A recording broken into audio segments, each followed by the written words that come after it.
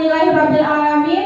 Bersyukur kita kepada Allah Subhanahu wa Ta'ala yang telah melimpahkan rahmat dan karunia-Nya kepada kita bersama, sehingga kita telah dapat diberikan kesehatan dan kesempatan sehingga kita bisa berkumpul di ruangan ini dalam rangka aksi nyata diseminasi budaya positif pada pendidikan guru penggerak angkatan 8 yang sedang saya ikuti. Saya berterima kasih sekali kepada Bapak dan Ibu karena sudah mau berkolaborasi pada siang hari ini.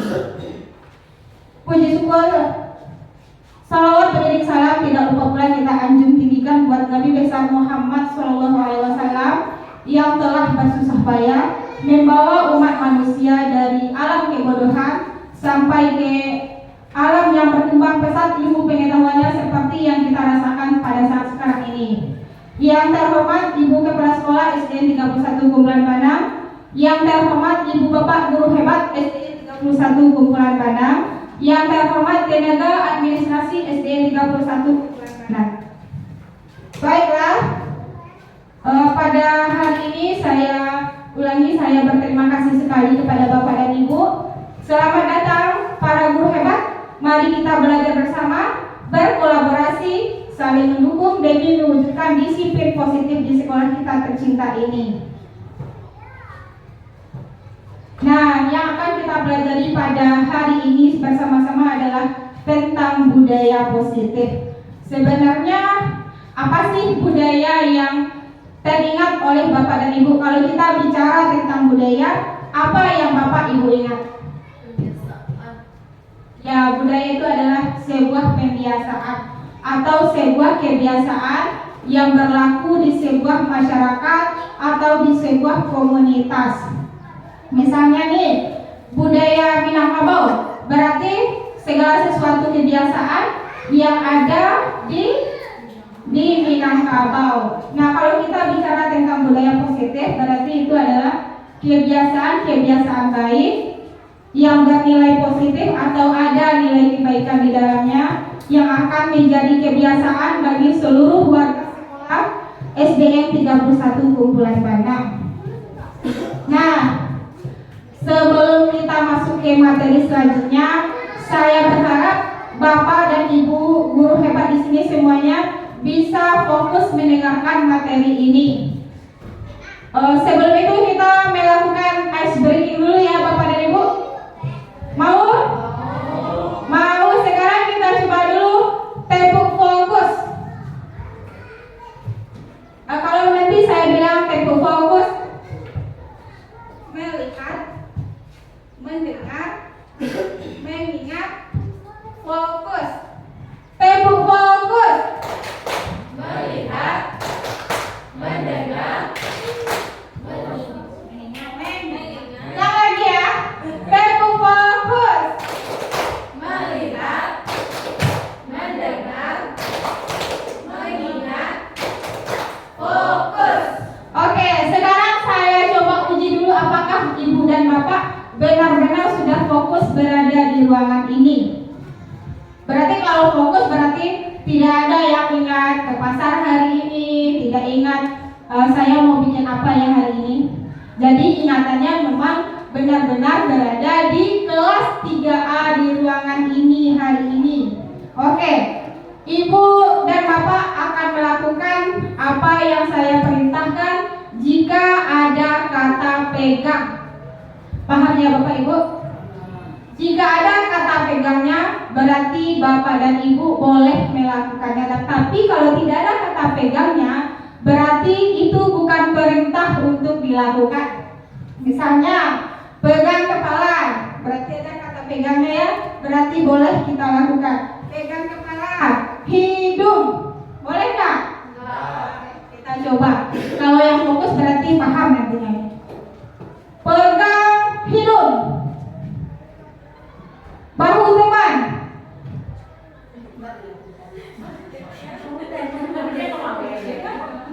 Oke, kita ulang lagi. Pegang mulut, hidung. Nah, ketahuan kalau sekarang ingatannya sudah di mana-mana. Tapi mudah-mudahan dan insya Allah ini akan berjalan dengan baik. baik ini akan dapat kita laksanakan nantinya, karena ini mungkin penting sekali sehingga kami disuruh mendisiplinkan budaya positif ini sebagai aksi nyata pada pendidikan ini. Alhamdulillah pada saat ini saya sudah berada di modul 2.1, itu artinya sudah 4 modul terlewati dan tinggal mengejar 6 modul lagi. Mudah-mudahan saya minta doa sama Ibu dan Bapak, perjalanan ini akan sampai ke ujungnya dengan baik dan lancar. Amin. Nah, ternyata budaya positif itu merujuk pada pola-pola perilaku, norma-norma dan nilai-nilai yang mendorong perkembangan individu dan masyarakat ke arah yang lebih baik. Jadi kalau kita melakukan sebuah budaya yang positif, insya Allah nantinya di sekolah kita ini individunya berkembang ke arah yang lebih baik, memiliki kesetaraan, bisa berkolaborasi sesama anggotanya. Kita tidak saling mementingkan diri sendiri, karena inti dari pendidikan ini adalah kita bisa berkolaborasi dan berbagi. Nah, salah satu budaya positif yang alhamdulillah telah kita mulai di sekolah kita adalah pembiasaan siswa dengan memakai piring dan gelas plastik, karena salah satu dari visi sekolah kita adalah sekolah yang berwawasan lingkungan. Ya Bu? Ya, karena salah satu berwawasan lingkungan berarti kita harus mencintai lingkungan itu sendiri. Salah satunya adalah dengan menciptakan kebersihan. Kalau ini berkelanjutan kita lakukan, kita saling berkolaborasi, saling mengingatkan anak-anak kita untuk tidak lagi menggunakan sampah plastik. Insya Allah sekolah kita ini akan terbebas dari yang namanya sampah plastik. Tapi itu mungkin butuh komitmen yang kuat dari seluruh orang yang berada di dalamnya, terutama Bapak dan Ibu guru, karena kita adalah punya posisi untuk mengkontrol kegiatan siswa di sekolah kita ini. Saya berharap ini akan menjadi kegiatan unggulan di sekolah kita ini, karena mungkin untuk Linggo Saribagati baru sekolah kita yang melaksanakan membawa piring dan gelas sendiri ke tempatnya berbelanja, karena di sekolah lain belum ada dilaksanakan. Atau mungkin ada Bapak dan Ibu yang melihat sekolah lain yang memakai itu? Ya, kalau Linggo ternyata belum ada ya Bapak dan Ibu. Mudah-mudahan sekolah kita menjadi contoh nantinya untuk sekolah lainnya. Nah, pada hari ini yang akan kita kupas adalah perubahan paradigma belajar, disiplin positif, motivasi perilaku manusia, kebajikan universal, kebutuhan dasar manusia, posisi kontrol, dan segitiga restitusi. Dan materi ini semuanya sangat berkaitan sekali dengan profesi kita sebagai guru nantinya. Bagaimana kita menciptakan anak-anak yang benar-benar memiliki disiplin itu berasal dari dirinya sendiri, bukan lagi karena mereka takut akan hukuman, tidak lagi mengharapkan imbalan-imbalan tertentu. Jadi kalau sudah ada motivasi di dalam dirinya sendiri, apapun nantinya, kalaupun tidak ada hukuman ataupun tidak ada penghargaan, mereka akan melaksanakan itu sesuai dengan nilai-nilai yang mereka yakini. Itu mungkin butuh waktu, tapi kalau kita berkomitmen untuk ini, insya Allah nantinya memang disiplin positif ini akan berlaku di sini. Silakan Ibu Vela. Yang pertama adalah pembelajaran dengan paradigma baru. Nah, paradigma itu adalah pandangan-pandangan tertentu. Kalau kita bicara tentang pembelajaran dengan paradigma baru, berarti adalah pembelajaran dengan pandangan-pandangan baru. Sebenarnya pandangan ini adalah pandangan yang digaungkan oleh Ki Hajar Dewantara, dan itu sudah berlaku dari pendidikan taman siswa. Dulunya pada saat Ki Hajar Dewantara merintis taman siswa, tapi kini kita pakai lagi. Jadi pembelajaran dengan paradigma baru itu nantinya kita berharap siswa kita memiliki profil pelajar Pancasila, di mana profil pelajar Pancasila ini memiliki 6 dimensi. Yang pertama adalah beriman dan bertakwa kepada Tuhan Yang Maha Esa dan berakhlak mulia. Yang kedua, berkebinekaan global. Yang ketiga, mandiri, kreatif, dan bernalar kritis. Biasanya setiap Kamis pagi kita selalu nyanyi profil pelajar Pancasila.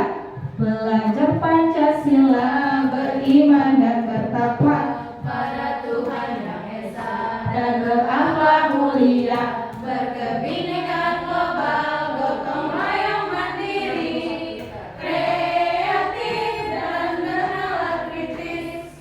Jadi dengan pembelajaran yang berdiferensiasi, pembelajaran yang mengakomodasi seluruh kebutuhan siswa itu, nantinya kita akan mewujudkan profil pelajar Pancasila. Karena siswa itu harusnya kita melakukan asesmen di awal pembelajaran. Ada namanya asesmen diagnostik non kognitif dan asesmen diagnostik yang kognitifnya. Kalau yang non kognitif itu nantinya kita akan tahu bahwa siswa kita kebutuhannya adalah siswa yang kinestetik, yang suka bergerak-gerak.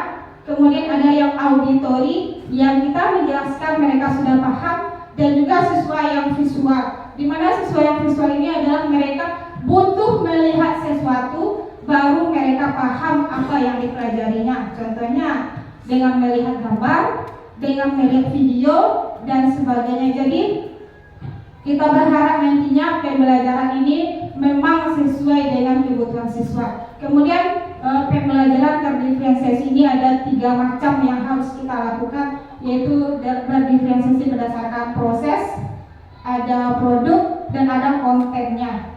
Kontennya itu seperti apa nantinya, karena siswa kita memiliki kemampuan yang berbeda-beda. Ada kemampuannya di level dasar, level berkembang, cakap, dan mahir.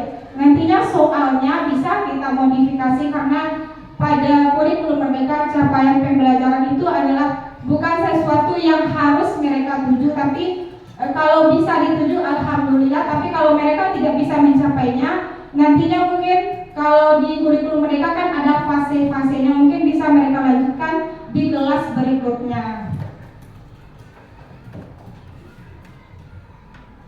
Nah, ini ada teori stimulus respon versus teori kontrol. Ini stimulus respon ini yang berlaku pada waktu-waktu yang dulu, tapi kalau saat ini kita memakainya adalah teori kontrol. Apakah perbedaan di antara kedua teori ini?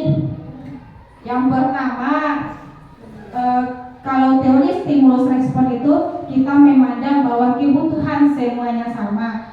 Kalau pada teori kontrol kita memandang bahwa realitanya kebutuhan kita berbeda-beda. Itu bisa kita bawakan ke dalam kelas kita masing-masing, karena pengetahuan siswa itu berbeda-beda, jadi kebutuhan kompetensi yang mereka inginkan itu berbeda-beda. Contohnya, anak yang juara 1 tidak mungkin bisa sama anak yang ranking terakhir, tidak akan bisa mengimbangi orang yang juara 1 di dalam pembelajarannya. Contohnya, kita berikanlah soal, misalnya kita belajar tentang bangun ruang, kita suruh cari sisinya. Misalnya kita belajar volume kubus, kita tentukan volumenya, kita minta menentukan sisinya. Kalau orang ranking 1 mungkin dia bisa menalar itu, tapi yang anak-anak dengan kemampuan rendah belum tentu bisa menyelesaikan soal yang seperti itu. Mungkin mereka bisa diberikan angka yang kecil, atau mungkin benar-benar kita hanya mencari volume dulu, atau yang ditentukan hanya komposisi dari bangun ruang itu sendiri, baru nantinya bisa kita lanjutkan pada materi selanjutnya. Atau bisa juga nantinya kita memberikan soal-soal yang berbeda, levelnya mereka bisa memilih. Kita berikan soal di depan, ini levelnya level dasar, level berkembang, cakap, dan mahir. Jadi mereka bisa memilih nantinya. Itu salah satu caranya. Kemudian bisa nanti siswa yang sudah selesai level 1 bisa lanjut level berikutnya. Jadi kita tahu di level mana peserta didik kita berada pada saat ini. Kemudian semua orang melihat hal yang sama, atau misalnya ada sebuah kasus semua kita melihatnya secara sama, tapi ternyata kita memiliki gambaran yang berbeda-beda terhadap suatu hal. Benar atau enggak Bapak dan Ibu? Iya, contohnya sekarang nih, ayo Bapak dan Ibu guru SD 31 Kumpana, kita mendaftar guru penggerak. Nah, yang semangat, kalau yang pandangannya oke,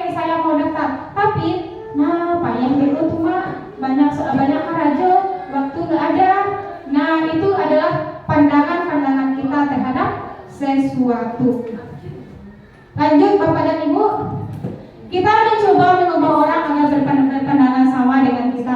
Tapi pada teori kontrol ternyata kita harus berusaha memahami pandangan orang lain tentang dunia mereka sendiri. Jadi walaupun berbeda-beda, kita harus memahaminya bahwa itu memang pandangan mereka dan kita tidak bisa memaksa apapun terhadapnya.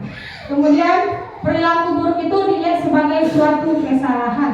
Ternyata orang berperilaku itu memiliki tujuan tertentu. Ini ada hubungannya nanti dengan penguasaan manusia, karena kita punya kebutuhan nanti. Jadi semua perilaku itu memiliki tujuan, ada hubungannya nanti dengan kebutuhan manusia. Selanjutnya, saya bisa mengontrol orang lain, tapi kenyataannya kita tidak bisa mengontrol siapapun. Hanya diri kita yang bisa mengontrol diri kita sendiri. Kemudian pemaksaan ada pada saat bujukan gagal. Jadi pada awalnya kita berpikir kalau sudah kita bujuk tidak juga berhasil, maka akan dipaksa lagi. Ternyata itu nantinya tidak berlaku lama. Kalau sudah tidak dipaksa, ya tidak akan jalan lagi. Contohnya nih, kemarin kita dipaksa untuk membahas materi di PMM. Karena kita sudah punya nih sertifikatnya, saya sudah ada, jadi saya tidak perlu lagi membahas itu. Nah, itu adalah salah satu contohnya bahwa paksaan ada pada saat bujukan gagal. Tapi yang sebenarnya adalah kolaborasi dan konsensus menciptakan pilihan-pilihan baru. Jadi kita duduk bersama, berdiskusi. Kalau ini masalahnya, apa yang bisa kita lakukan? Kemudian model berpikir menang kalah. Kalau pada dahulunya kita berdiskusi, ya kalau tidak saya menang berarti saya akan kalah nantinya. Tapi pada teori kontrol, model berpikir menang-menang. Jadi kita menciptakan solusi, tapi tidak ada yang kita rugikan. Nah, lanjut ke materi disiplin. Habis ini kita pelajari adalah disiplin positif. Jadi sebelum kita masuk ke materi disiplin positif, kita harus mengulang-ulang kembali pemahaman kita terhadap disiplin itu. Pada awalnya disiplin itu kita pikir itu adalah sebuah tata tertib, sebuah keteraturan yang teratur dan sebuah peraturan yang harus kita lakukan. Itu yang terbayang oleh kita. Kalau kita melakukannya berarti kita adalah orang yang disiplin. Tapi kalau tidak melakukannya berarti kita adalah orang yang tidak disiplin. Apakah selama ini itu yang tergambar di dalam benak Bapak dan Ibu tentang arti kata disiplin? Ya. Kalau orang melakukan ini perintah, kita harus datang jam segini. Kalau kita tidak melakukannya berarti kita tidak disiplin. Kalau orang yang datang lebih awal berarti dia adalah orang yang disiplin. Itu adalah pandangan kita pada sebelum-sebelumnya. Tapi yang akan kita bahas di sini adalah disiplin yang positif. Nah, semuanya yang kita pelajari di sini adalah yang positif-positif aja. Kita berharap dengan mempelajari hal yang positif, semuanya akan berjalan dengan baik dan nanti akhirnya juga baik. Di sini menurut Diane Gozen dalam bukunya Restructuring School Discipline 2001 menyatakan bahwa arti kata disiplin berasal dari bahasa Latin disiplina yang artinya adalah belajar. Jadi kalau kita disiplin berarti kita mempelajari sesuatu. Kata disiplin juga berasal dari akar kata yang sama, disciple atau murid atau pengikut. Jadi yang kita belajarkan itu adalah murid. Jadi inti dari kata disiplin itu sebenarnya adalah belajar.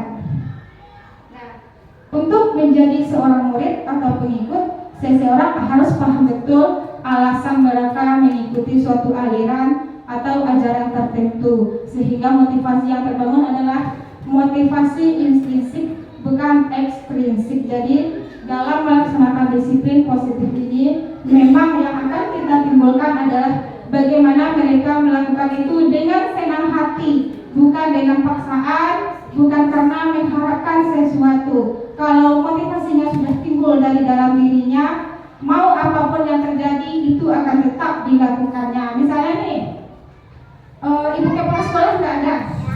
Contoh, kalau ibu kepala sekolah ada, kita datang pagi-pagi. Kita misalnya ini yang pertama ya, kita mengharap hukuman, penghargaan atau disiplin itu memang berasal dari diri sendiri. Misalnya aturannya, siapapun yang terlambat datang tidak boleh masuk, misalnya kan. Kalau di kelas sekolah ada, jadi kita akan berlomba-lomba datang pagi karena kita mau semuanya berada di lingkungan sekolah pada saat kegiatan pagi dimulai. Tapi jika kepala sekolah tidak ada, ibu ngirim WA di WA grup yang ada kita boleh datang terlambat pagi ini. Nah itu adalah kalau ada hukumannya, berarti posisinya kita karena takut akan sesuatu kita melakukan sesuatu. Jadi motivasinya Bapak dan Ibu hanya sebentar. Nah, kemudian contohnya lagi kalau kita mengharapkan penghargaan, siapa yang paling datangnya paling awal nantinya akan ada hadiahnya. Nah kita berlomba-lomba lah datang pagi karena kita berharap dapat hadiah, dapat kipas angin misalnya kan. Mau dong, ya saya juga mau. Nah, tapi kalau setelah ibu kepala sekolah tidak ada lagi mengadakan reward seperti itu, kita kembali ke setelan pabrik, kita tidak akan datang pagi lagi ya, kita kembali aku masih seperti yang dulu. Nah, tapi kalau motivasinya berasal dari diri sendiri, ada atau tidak hukuman, ada atau tidak penghargaan, ada atau tidak ada kepala sekolah, kita akan datang seperti itu terus menerus. Jadi yang diharapkan di sini memang adalah disiplin yang positif.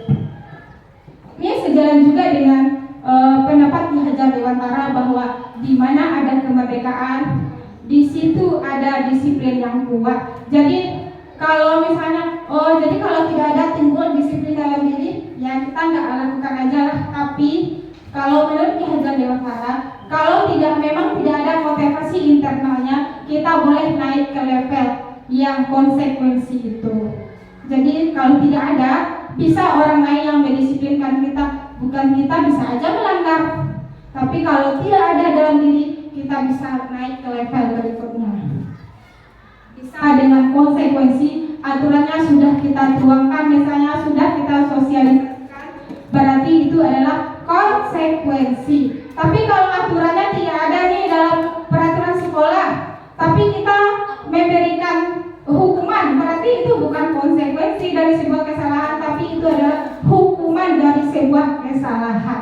Yang konsekuensi itu aturannya sudah jelas. Kalau misalnya siswa datang terlambat, nanti akan begini, berarti itu adalah konsekuensi. Tapi kalau kita hari ini saya pikir nanti kalau hukuman itu datangnya pada saat itu juga, ngapain ya? Oke, kita milih sampah aja, berarti itu adalah hukuman atas sebuah kesalahan, bukan konsekuensi. Karena konsekuensi itu adalah aturannya sudah mereka ketahui sejak awal. Nah, jadi untuk kedepannya mungkin kita bisa memperbaiki ini di sekolah kita ini, yang mulainya dari hukuman kita naikkan levelnya kepada konsekuensi. Jadi segala aturan itu memang harus diketahui secara bersama, sehingga kita melaksanakannya juga dengan senang hati secara bersama-sama. Siap Bapak dan Ibu? Siap untuk berubah? Insya Allah kita coba pelan-pelan. Kita coba bahwa kita guru ini, kalau biasanya semua yang aturan dari guru harus kita lakukan, karena guru adalah pusatnya aturan di sekolah. Kita ubah lagi, kita naikkan lagi menjadi kita bisa memberi konsekuensi kalau memang mungkin untuk mungkin disiplinnya yang muncul dari internal bukan keluar, belum keluar lagi, kita berilah mereka konsekuensi yang relevan. Contohnya nih, konsekuensi siswa kita tidak membuat PR. Kalau tidak membuat PR, kita keluarkan lagi mereka dari kelas, PR-nya sudah tidak ada. Kemudian keluar lagi dari kelas. Jadi pelajaran pada hari itu berjalan atau tidak? Tidak, kosong. Jadi mereka rugi lagi harusnya. Kalau tidak bikin PR, ya PR-nya itu harus diulang lagi bikinnya. Berarti mereka tidak rugi. Atau nih mereka terlambat, kita sudah mengajar, sudah sampai ke latihan, dia baru kita suruh mereka di luar. Jadi mereka tidak akan mendapatkan apa-apa, tapi kalau konsekuensi dari sebuah keterlambatan adalah mereka harus mengulang kembali ketertinggalannya. Jadi konsekuensinya memang kita harus tinggal juga di dalam bersama mereka nantinya pada saat pembelajaran berakhir. Kemudian disiplin positif itu haruslah mengandung nilai-nilai kebajikan universal. Apa itu nilai-nilai kebajikan universal? Nilai-nilai yang sudah diakui secara umum, sudah diakui oleh semua orang dan bisa kita lakukan dengan senang hati. Ini adalah nilai kebajikan merupakan hal kunci yang perlu diajarkan kepada murid-murid kita. Diane Gozen tahun 1998 berpendapat bahwa bila kita ingin menumbuhkan motivasi intrinsik dari dalam diri seseorang, maka tumbuhkan pemahaman terhadap nilai-nilai kebajikan universal. Jadi mereka harus tahu kalau kita berbuat sesuatu memang harus ada nilai-nilai kebajikannya. Jadi dalam penerapan budaya positif nantinya kita tidak juga bisa bertindak seenaknya. Misalnya, saya meyakini bahwa kalau saya sudah datang hanya pada jam saya, berarti saya sudah disiplin karena saya tidak meninggalkan tugas saya. Ada kita kan punya juga aturannya, kita harus disiplin. Kalau seperti itu, apakah kita sudah disiplin? Nah, kita bisa bertanya itu kepada diri kita sendiri. Nah, contoh-contoh nilai kebajikan universal itu adalah nilai toleransi, rasa hormat, integritas, mandiri, menghargai, antusias, empati, keingintahuan, kreativitas, percaya diri, dan komitmen.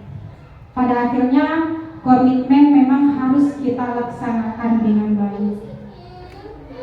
Kerjasama.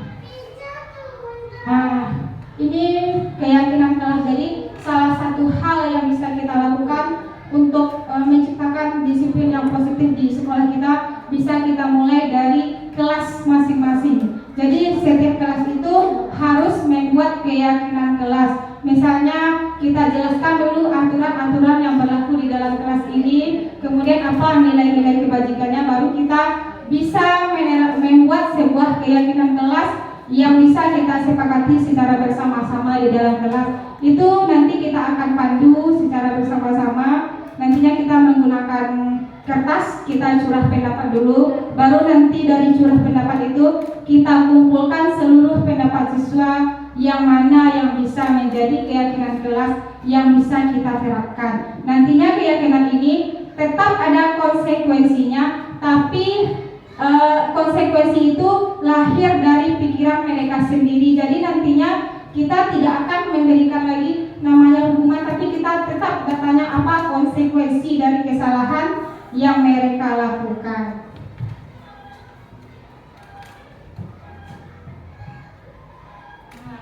Apakah keyakinan kelas itu menurut Bapak dan Ibu sama dengan aturan kelas? Ya, kenapa bersih?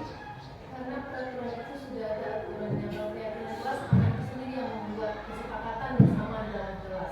Ya, kalau peraturan itu datangnya dari satu pihak. Jadi peraturan itu guru yang menentukan, tapi kalau keyakinan kelas kita yang menciptakannya secara bersama-sama dengan siswa di dalam kelas.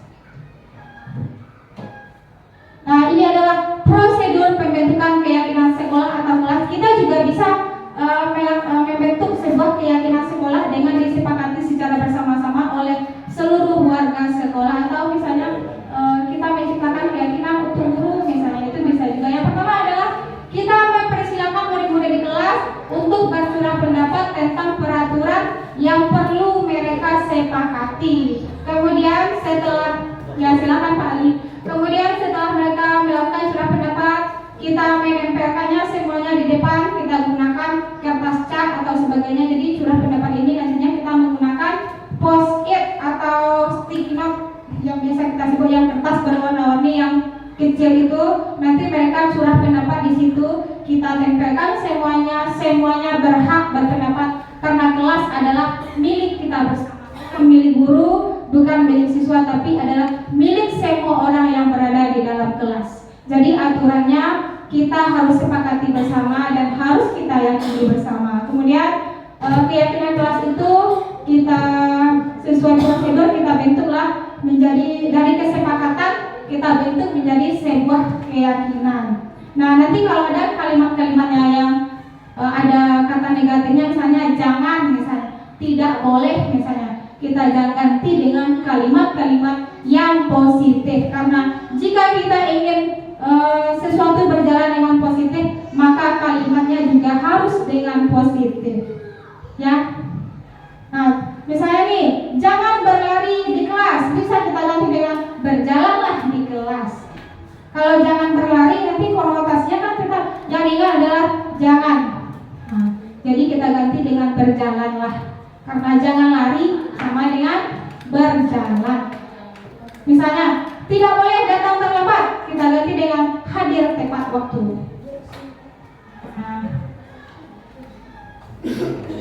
tapi nantinya kesepakatan ini mungkin akan kita refleksi terus menerus bersama anak didik kita di dalam kelas. Jika kesepakatan itu baik mungkin akan kita lanjutkan, tapi mungkin kalau ada kendala nanti kita akan refleksi lagi, akan ulang kembali keyakinan-keyakinan tersebut. Jadi kita harus selalu mengingatkan mereka untuk melakukan sesuatu sesuai dengan keyakinan kelas yang telah kita sepakati. Kemudian ini contohnya di kelas 5 kemarin sudah dilaksanakan pembuatan keyakinan kelas. Ini pada gambar yang pertama ini mereka semuanya sudah memegang post-it. Artinya mereka sedang memikirkan peraturan apa yang akan saya lakukan di kelas ini. Kemudian setelah mereka mencatatnya, semuanya ditempelkanlah di depan kelas. Ini harusnya ada saya di sini nih, di gambar ini, karena ini harus direview kembali, harus disepakati bersama, maka hadirlah sebuah keyakinan kelas. Begitulah cara membuat keyakinan kelas di dalam kelas itu tetap dengan arahan dari guru yang masuk ke dalam kelas. Sekarang pertanyaannya, apakah guru bidang studi bisa membuat keyakinan kelas? Bisa, karena guru bidang studi juga ada masuk ke dalam kelas. Jadi kalau kita masuk ke dalam kelas, kita boleh melakukan keyakinan kelas. Tidak hanya milik guru kelas, tapi milik semua guru yang masuk ke dalam kelas tersebut. Ini keyakinannya cuma baru 5 kemarin. Yang pertama, saling menghargai, disiplin, menjaga kebersihan, saling membantu, dan belajar dengan rajin. Itu adalah kesepakatan yang telah disepakati oleh murid kelas 5A pada minggu-minggu awal masuk kelas. Nah, kembali kepada yang tadi bahwa setiap tindakan itu karena ada sesuatunya. Nah, ini motivasi perilaku manusia. Motivasi adalah sebuah dorongan yang timbul pada diri seseorang, baik secara sadar atau tidak sadar, untuk melakukan suatu tindakan dengan tujuan tertentu. Jadi kita melakukan sesuatu itu karena ada tujuan tertentu. Yang pertama, ini adalah teori Dyer-Gozen, yang kalau teori berarti sudah diteliti kebenarannya. Biasanya seperti itu ya Bapak dan Ibu, karena orang membuat buku tentu melakukan penelitian yang panjang. Jadi Dyer-Gozen ini dalam bukunya Restructuring School Discipline itu menyatakan bahwa kita berperilaku itu karena 3 alasan.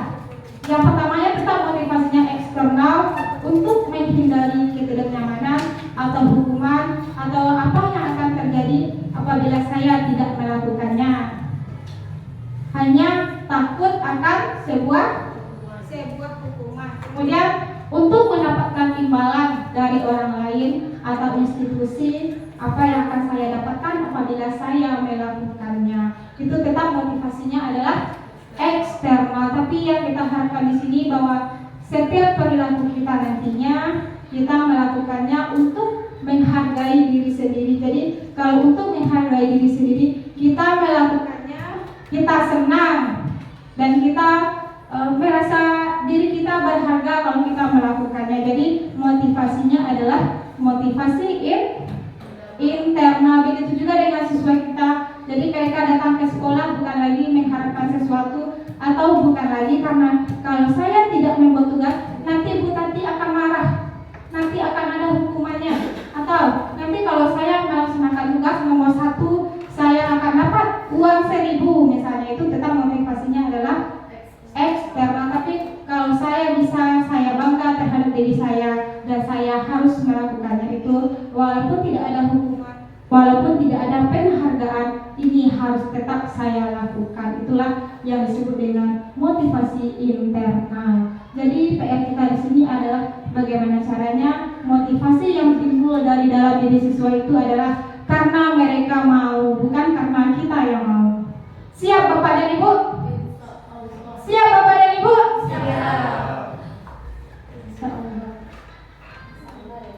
Nah, ini adalah konsep disiplin dengan identitas. Itu ada yang identitas gagal dan ada identitas yang ini semuanya sebenarnya adalah identitas yang gagal karena motivasi, karena hukuman dan karena penghargaan. Jadi motivasinya hanya untuk menghindari hukuman dan untuk mengharapkan penghargaan, dan ini berlaku hanya sementara waktu saja.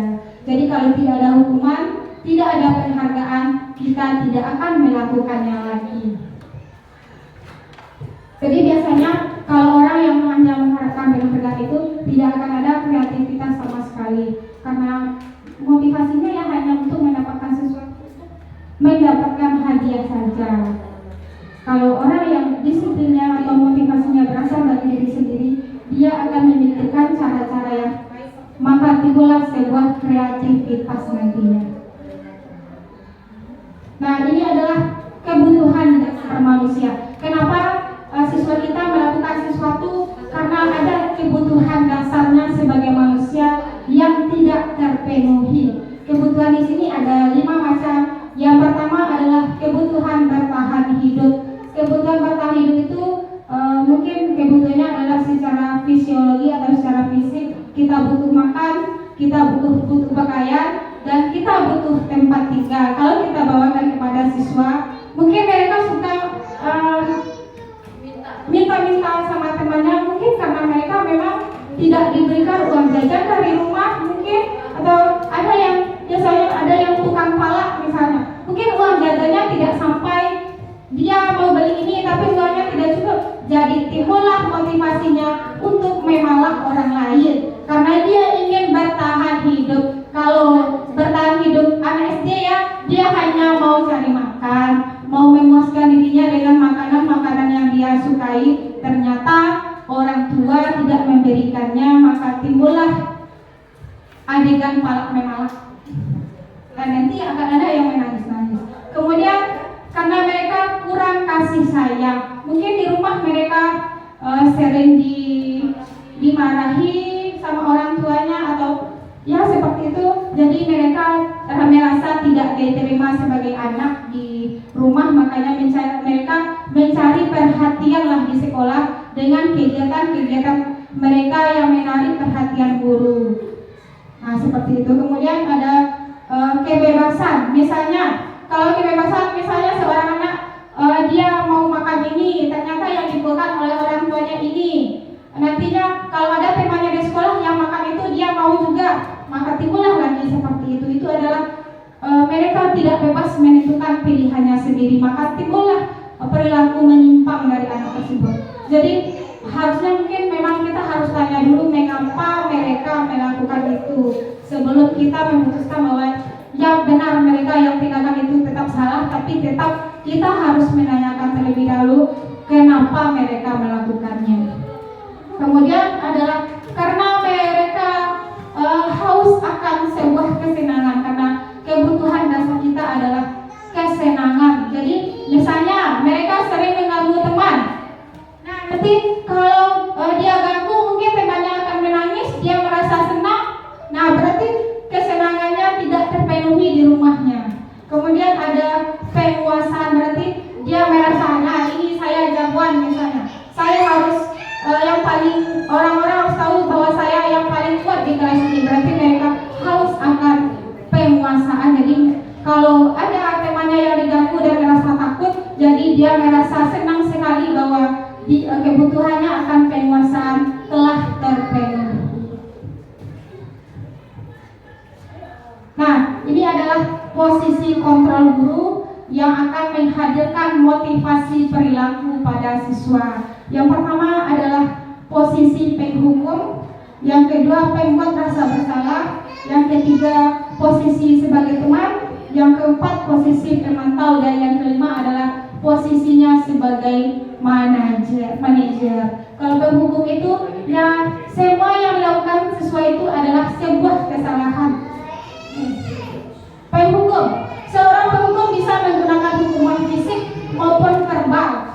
Yang fisik misalnya bisa dengan sebuah kegiatan-kegiatan yang tidak relevan dengan itu adalah sebuah hukuman yang kita berikan. Kemudian kalau yang verbal, kita mencaci-caci anak tersebut, berarti itu adalah juga sebuah hukuman yang kita berikan kepada seorang siswa. Misalnya orang-orang yang menjalankan posisi penghukum senantiasa mengatakan bahwa sekolah memerlukan sistem atau alat yang dapat lebih menekan murid lebih dalam lagi. Guru-guru menerapkan posisi penghukum akan berkata, patuhi aturan saya, atau awas nanti ya kalau tidak dikerjakan. Itu adalah posisi kita sebagai penghukum. Ini lebih kepada memberikan ancaman kepada siswa. Kalau tidak melakukan aturan, awas nanti, atau kamu selalu saja salah. Itu nadanya adalah dengan nada yang kesal, yang nada yang tinggi, yang emosinya meledak-ledak, atau selalu, pasti selalu yang terakhir selesai. Atau kalau kita bahas tentang awak jelai yang kasih atau awak jel, ini awak lo banyak. Nah itu kita sudah melukai atau menghukum anak itu secara verbal. Kemudian guru seperti ini senantiasa percaya hanya ada satu cara agar pembelajaran bisa berhasil, yaitu cara dia, yaitu dengan cara menghukum siswa. Kemudian pembuat rasa bersalah. Guru pembuat rasa bersalah ini akan berkata dengan lembut tapi menusuk-nusuk. Iya, dia nadanya lembut tapi menusuk kata-katanya. Berapa kali Bapak harus memberitahu kamu ya? Gimana coba kalau orang tua kamu tahu kamu berbuat begini? Jadi siswa itu merasa, oh ya saya telah salah. Nah itu adalah seorang guru pembuat rasa bersalah. Lalita ibu, dari tadi ibu menjelaskan, kamu nggak mau dengar juga lagi. Ibu sudah capek sekali. Itu adalah seorang guru di posisi pembuat rasa bersalah. Jadi dengan rasa bersalah yang ada pada diri siswa, kita berharap bahwa siswa tersebut akan melaksanakan sesuatu yang kita mau. Kemudian sebagai teman. Jadi kalau posisi guru sebagai teman, nantinya siswa itu merasa kalau dia melakukan kesalahan, nah nanti ada backingannya, nanti akan ditolong juga sama ibu, atau nanti akan ditolong juga ibu akan marah nantinya itu. Ayo bantulah ibu bapak, atau ayo ingat bantuan bapak selama ini ya, sudah kali ini tidak apa-apa, nanti ibu bantu bereskan. Itu adalah sebagai teman. Jadi kalau sebagai teman itu kemandirian tidak akan ada pada diri siswa, karena nanti akan ada ibu yang bantuin. Seperti itu yang ada di dalam pikirannya. Kemudian guru sebagai pemantau. Kalau kita sebagai pemantau, kita pasti akan kembalikan kepada peraturan. Nah misalnya kalau seragam, kita harus memakai seragam hari ini hari apa ya? Hari Kamis. Jadi kalau hari Kamis seragamnya apa? Pramuka. Kenapa tidak pakai baju pramuka? Jadi hari ini kamu Bapak hukum misalnya sesuai dengan kesepakatan kita, itu adalah posisi kita sebagai pemantau. Kita selalu memantau kesalahan-kesalahan mereka dan konsekuensinya, suka atau tidak suka, tetap dilaksanakan. Nah ini adalah posisi guru sebagai manajer. Manajer adalah posisi di mana guru berbuat sesuatu bersama dengan murid, mempersilahkan murid mempertanggungjawabkan perilakunya, mendukung murid agar menemukan solusi atas permasalahannya sendiri, atau seseorang manajer akan berkata, apa yang kamu yakini? Nah, jadi kalau posisi guru sebagai manajer, biasanya nantinya dia akan melakukan segitiga restitusi untuk menjawab semua kesalahan siswanya. Nah, ini adalah perbedaannya. Ini adalah segitiga restitusi. Apa tahapannya? Kalau guru yang bertindak sebagai manajer akan melakukan segitiga restitusi. Yang pertama, kita akan menstabilkan identitas siswa bahwa semua orang itu memang pernah melakukan kesalahan. Jadi kita tidak perlu merasa terlalu bersalah karena semua orang berbuat kesalahan, tapi setelah kita menstabilkan identitas ini, gunanya adalah supaya anak dari identitas gagal itu tidak merasa bahwa dirinya gagal, bahwa ini bisa diperbaiki di kemudian hari. Kemudian setelah kita stabilkan identitasnya dari yang gagal menuju identitas yang sukses, kita harus memvalidasi tindakan. Memvalidasi tindakan itu artinya adalah kita harus merespon kesalahannya, bahwa yang mereka lakukan itu tetap kita katakan bahwa itu telah bertentangan dengan norma-norma yang kita yakini atau telah bertentangan dengan keyakinan yang telah kita sepakati, baru kita menanyakan keyakinannya. Jadi kalau mereka berbuat kesalahan, apa yang harus mereka lakukan supaya tidak berbuat salah lagi, itu adalah bentuk segitiga restitusi yang bisa kita lakukan. Lanjut, ini perbedaan motivasi akibat posisi kontrol. Nah, yang posisi kita yang nomor 1 dan 2, penghukum dan pembuat orang merasa bersalah, itu akan menimbulkan identitas gagal terhadap diri siswa. Jadi mereka merasa mereka adalah orang yang tidak berguna, orang yang telah selalu melakukan kesalahan. Jadi yang timbul dalam dirinya bahwa mereka telah gagal menjadi seorang siswa yang baik, tidak menjadi siswa seperti yang diharapkan oleh bapak dan ibu guru. Kemudian yang posisi kontrol, positifnya, posisi sebagai teman, motivasinya sudah berkembang ke arah yang lebih baik, tapi itu adalah masih motivasi eksternal karena masih ada dorongan dari luar. Kemudian ada namanya kontrol diri, itulah posisi guru yang sebagai manajer itu. Nah, ini hukuman versus konsekuensi. Yang pertama, kalau hukuman itu fokus pada tindakan. Jadi yang fokus kita adalah kalau mereka berbuat salah, berarti kita harus bertindak tegas. Tidak ada alasan lagi, mereka harus kita hukum. Nah, seperti itu, fokus pada tindakan. Kalau konsekuensi, melihat motif di balik tindakannya. Kemudian yang hukuman itu vonis yang dijatuhkan oleh pemilik otoritas. Jadi semuanya yang diucapkan guru harus mereka lakukan, jadi tidak ada alasan untuk menolak-nolak. Jadi yang pemberi hukuman ini akan bertindak otoritas. Nah, kalau konsekuensi logis, sebuah akibat alami yang sudah diketahui secara bersama. Jadi kalau yang konsekuensi itu sudah ada aturannya yang jelas. Jadi kalau kesalahannya ini, konsekuensinya ini, jadi siswa sudah tahu apa yang mereka lakukan jika mereka melakukan sebuah kesalahan.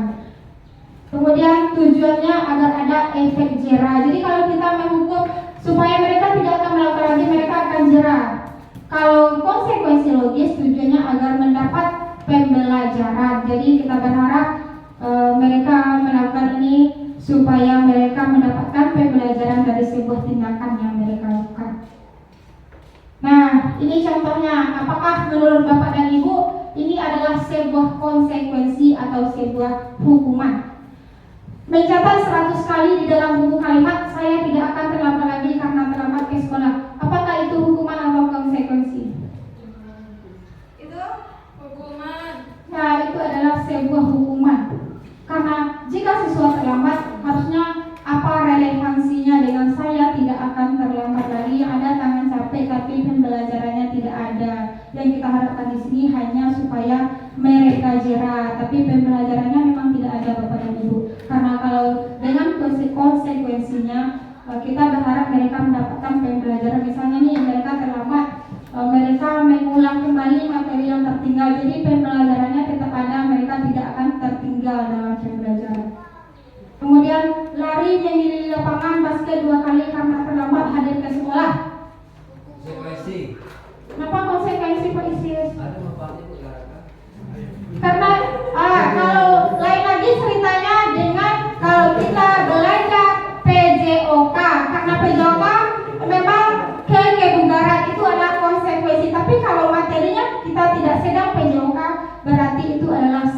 hukuman karena tidak relevan dengan kesalahannya. Kalau olahraga ya, karena olahraga biasanya mereka lari-lari ya Pak Ino. Mereka lari-lari terus kalau pelajaran olahraga. Kemudian membersihkan coretan yang dibuatnya di meja tulis, apakah itu hukuman atau konsekuensi? Karena itu adalah konsekuensi. Kemudian murid diminta untuk push up 15 kali, tidak menggunakan masker ke sekolah. Menggantikan kertas tugas teman yang telah dicoret-coret.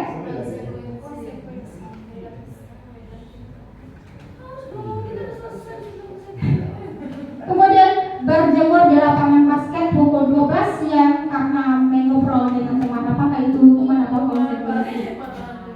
Nah, itu adalah sebuah hukuman atau hormat bendera karena tidak melakukan tugas. Harusnya kalau siswa tidak melakukan tugas, memang tugasnya yang diulang kembali. Begitu ya Bapak dan Ibu. Murid diminta bertelanjang kaki sepanjang hari karena tidak menggunakan sepatu warna hitam sesuai dengan peraturan sekolah. Hukuman karena mereka akan merasa malu, jadi identitasnya adalah identitas gagal. Kemudian berdiri di depan kelas sambil mengangkat kaki satu karena tidak bisa menjawab pertanyaan. Hukuman. Jadi ternyata yang kita lakukan selama ini adalah salah. Hukuman. Jadi semangat Bapak dan Ibu untuk berubah keadaan yang lebih baik lagi sehingga muncullah siswa-siswa yang memiliki disiplin yang positif. Tapi kalau kita berharap disiplin yang positif, mungkin yang pertama kita harapkan adalah Bapak dan Ibu guru juga memiliki disiplin yang positif. Semangat Bapak dan Ibu. Semangat. Terima kasih atas semua perhatiannya dari tadi sampai sekarang. Mudah-mudahan ada manfaatnya bagi kita semua.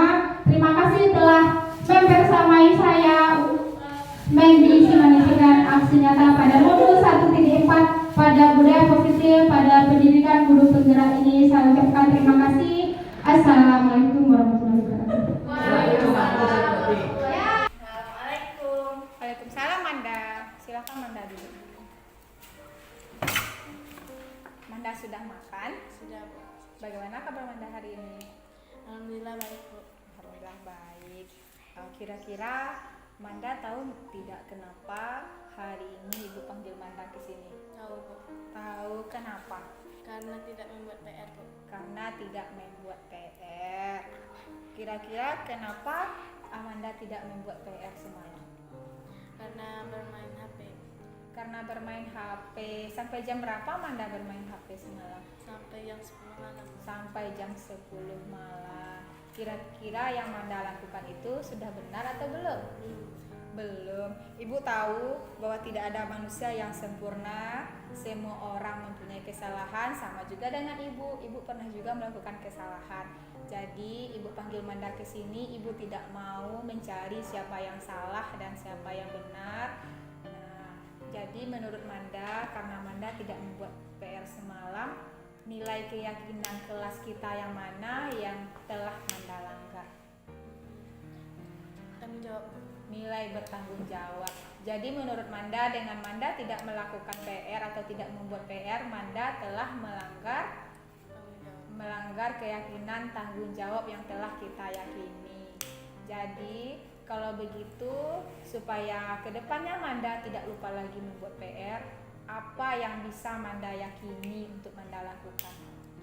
Tidak bermain HP dan mengerjakan PR pada waktunya. Oh, tidak bermain HP dan mengerjakan PR pada waktunya. dan membuat PR pada waktunya. Kira-kira ada hubungannya enggak jika Manda tidur larut malam dengan Manda tidak membuat PR itu? Ada. Kalau semalam Manda tidurnya larut, jadi kira-kira Manda bisa tidurnya kapan? Jam 9 malam, Bu. Jam 9 malam. Dari jam 10 dirubah menjadi jam 9 malam. Jadi kalau supaya Manda tidak lupa membuat PR, berarti harus bangunnya harus pagi juga. Ya, kalau tidurnya cepat, jadi pagi bisa bangun pagi. Kalau bisa bangun pagi, berarti Manda bisa sholat, ya kan? Nah, ibu yakin Manda bisa melakukannya, dan Ibu yakin dan percaya Manda adalah anak yang pintar, anak yang baik. Untuk kedepannya Ibu yakin dan percaya Manda bisa melakukan apa yang Manda yakini. Manda bisa tidur lebih cepat, bisa melaksanakan membuat PR yang telah Ibu berikan pada hari sebelumnya. Terima kasih Manda, supaya Manda bisa melaksanakannya dengan baik. Ya, Manda boleh berbicara. Nama saya Zahwadi Amanda, saya kelas 5A. Setelah saya melakukan restitusi, saya menjadi lega karena saya tahu apa kesalahan saya yang telah saya langgar. Bagaimana cara memperbaiki kesalahan tersebut. Assalamualaikum warahmatullahi wabarakatuh.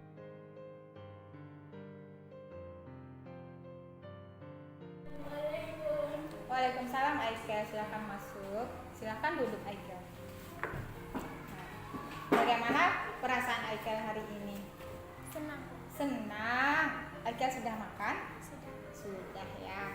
Kira-kira Aikel tahu tidak kenapa Aikel Ibu panggil ke sini hari ini? Nggak tahu. Oh, nggak tahu. Jadi tadi pas kita melaksanakan ulangan, Aikel apa yang Aikel lakukan? Oh, mencontek. Aikel tahu Aikel mencontek tadi. Aikel sadar melakukannya. Iya, Aikel sadar melakukannya. Kira-kira kenapa Aikel sampai mencontek tugas Bilqis tadi? Karena tidak belajar. Oh, semalam Aikel tidak belajar. Iya. Kenapa Aikel tidak belajar? Masih buku main nonton TV. Oh, karena sibuk nonton TV. Jadi filmnya bagus ya? Iya. Aikel nonton sampai larut malam. Iya, Ibu tahu semua orang pasti melakukan kesalahan. Begitu juga dengan Ibu. Ibu pernah melakukan kesalahan, tapi di sini Ibu tidak sedang mencari siapa yang salah dan siapa yang benar.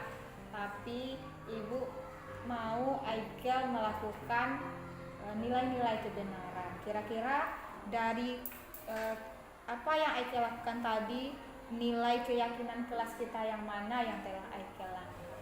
Jujur. Oh, jujur. Aikel sadar bahwa Aikel sudah tidak bersikap jujur tadi saat mencontek punya Bilqis. Sadar supaya kedepannya Aikel bisa melakukan hal-hal yang kita yakini. Kira-kira apa yang Aikel yakin Aikel bisa melakukannya supaya nilai keyakinan kelas itu bisa Aikel lakukan dengan baik? Belajar. Boleh nggak nonton TV sampai malam lagi? Nggak boleh. Nggak boleh. Jadi Aikel harus belajar, nonton TV harus tidak boleh lama-lama lagi, begitu. Iya. Aikel yakin Aikel bisa melakukannya? Yakin. Yakin. Jadi sama dengan Aikel, Ibu juga yakin dan percaya Aikel anak yang baik, anak yang rajin, dan anak yang pintar. Untuk kedepannya Ibu ya tahu Aikel bisa lebih baik lagi, Aikel bisa melakukan apa yang Aikel yakini. Demikian saja. Sekarang Aikel boleh keluar. Makasih, Bu. Iya, sama-sama Aikel. Saya Aikel